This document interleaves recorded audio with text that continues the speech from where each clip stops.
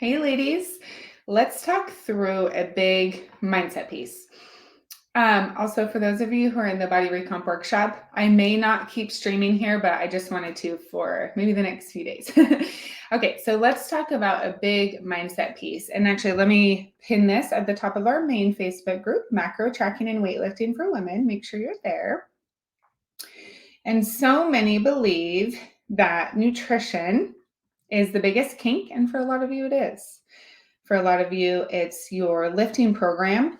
For a lot of you, it's your mindset. And for most of you, it's all of it. So let's talk through a mindset piece, as we don't actually share a lot of mindset work because it's really best in a one-on-one platform because everyone's a little bit different. So I know we've talked about in the past, where's your focus going? You definitely want to have your focus in the right direction. So what does that look like?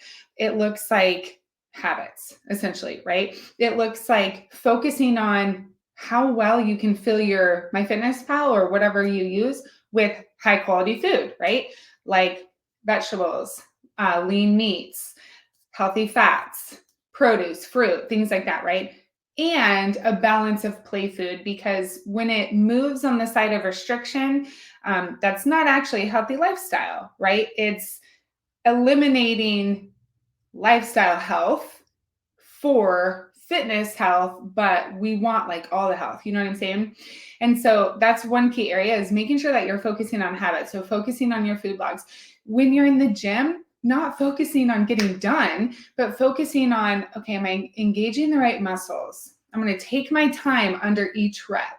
I'm going to log my weight because I'm going to get way stronger and get way better results if I log my weight every single time. So true, right? And so when you focus on those things, when you focus on prepping your food, when you accept that sometimes the work is boring and that's okay, you know that your focuses are in the right direction. In the contrast, when you focus on, why didn't my waist drop this week? Or why is the scale being so difficult? Why am I bloated? Why is this happening? Maybe something's wrong with me.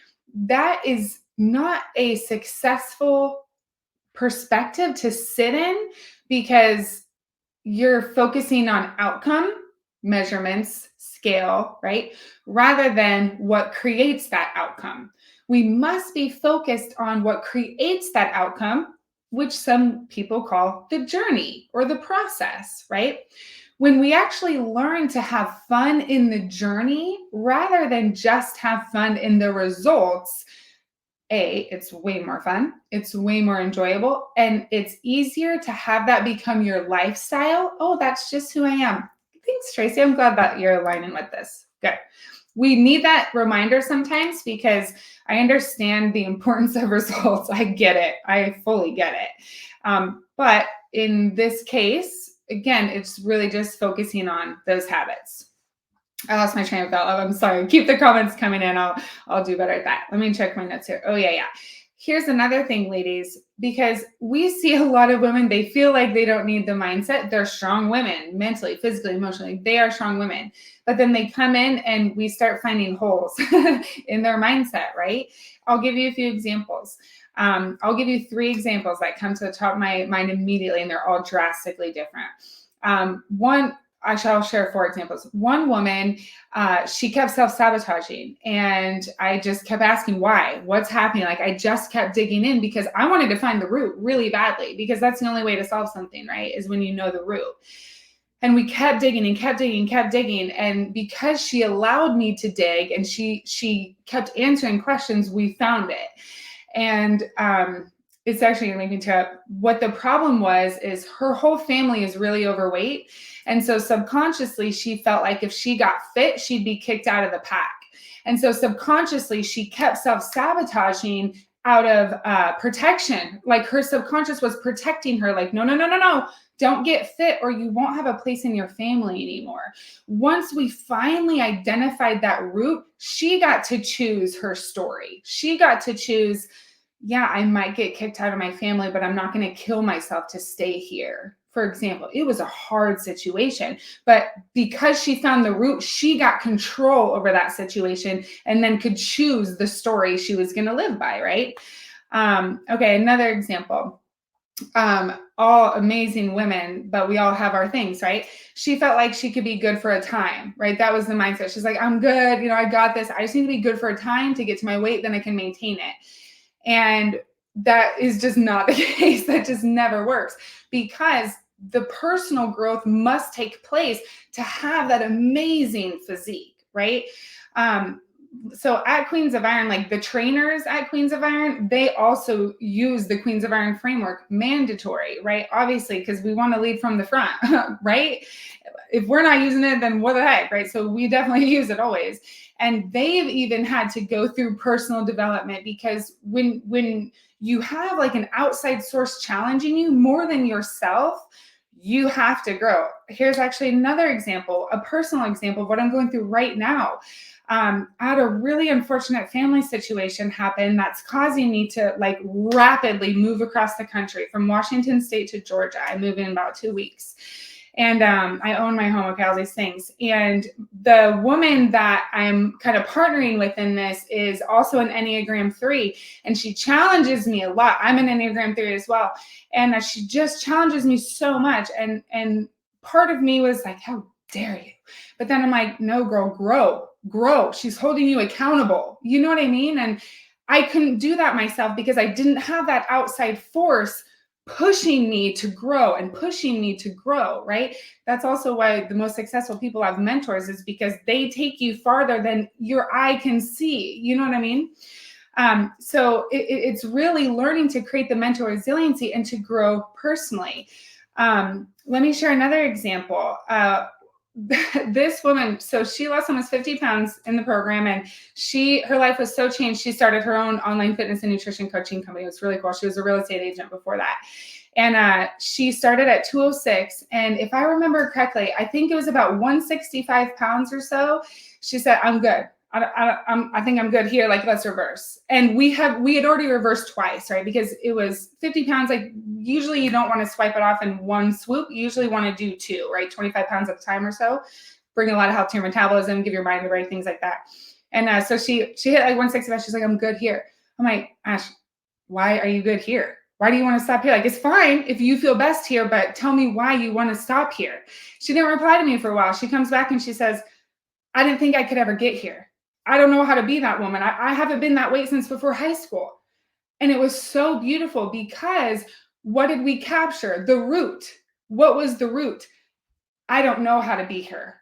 That's fear of success, ladies. That's real. And it's a hard thing to conceptualize, but it's very real. Imposter syndrome, but it's also like, it's like scary to step into this place that deep down you've always dreamed about, and maybe you've never shared with someone, but you want to go there so bad. And suddenly it's presented to you and you're like, I'm good. I don't know what's over there, but I'm good. It's scary, right? But when you keep digging deep and find the root of the fear, it's so much easier to move through it, because you get to choose what you do with it, right? I'll share a very personal example again. I tried really hard not to cry during this one. I was on active duty, got pregnant with my husband, and he had an affair and left us after we decided I would get out and rely on his income, right? Crazy. So I lived in New York, the opposite side as my family. They lived in Oregon. Brand new baby. And suddenly I was out of the military, no income, no house, no child support, no significant other, no nothing, right? And that was a hard time in my life. That was in 2019. Well, this move now to Georgia is bringing that up. And it's like, oh, girl, you can't do that because something's going to happen. So it took me a lot to find the root. But when I found the root of, oh, that's why I feel so scared, because that situation, I got to reframe and say, this is a different life situation. I'm not going to let that trauma affect my future now. It's the same in fitness and nutrition, ladies. It's the same, because there's always something that's preventing you from that next level. And a lot of y'all think it's, oh, it's just my nutrition. oh, it's just my lifting. Yeah, it may be. That is a big part of it, but a big part of it is also so much mindset. It's crazy.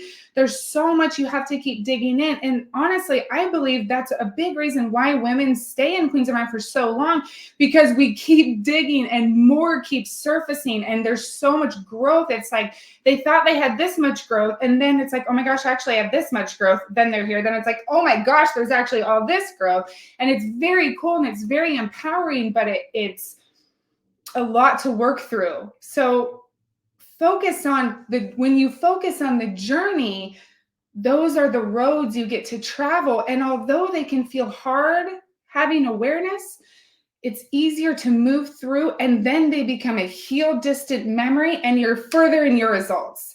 And then this whole other picture comes up like, oh my gosh, I just did all that.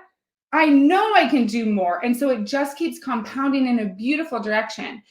But when you're focused on why didn't my waist drop? Why didn't the scale drop?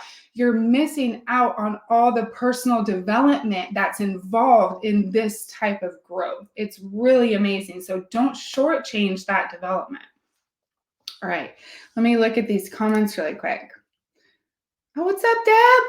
Awesome. Yeah, for sure. Self-sabotage in business and family and in so much, you guys. I'm glad. Yeah, we got to share the real stories, right? Thank you, Tracy. Hello, Deb. Deb's one of our clients here. Thank you. Okay.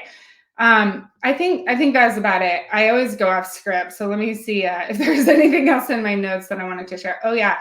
So this is something I learned a few years ago, and it felt a little silly at first, but it's actually become like a really vital habit, is journaling. And it's journaling knowing no one will ever see it. And then you have to also release judgment on yourself.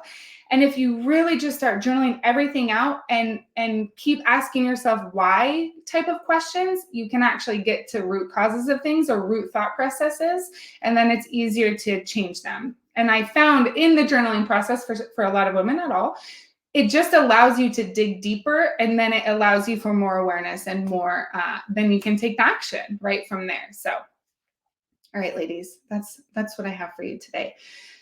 I hope that really impacted you. And also, I hope that gives you permission that it's okay if the results are slower than you want, because maybe that just means that a lot of mindset work had to happen. And that doesn't mean results are slower. That just means that results are taking place in a different place than you thought.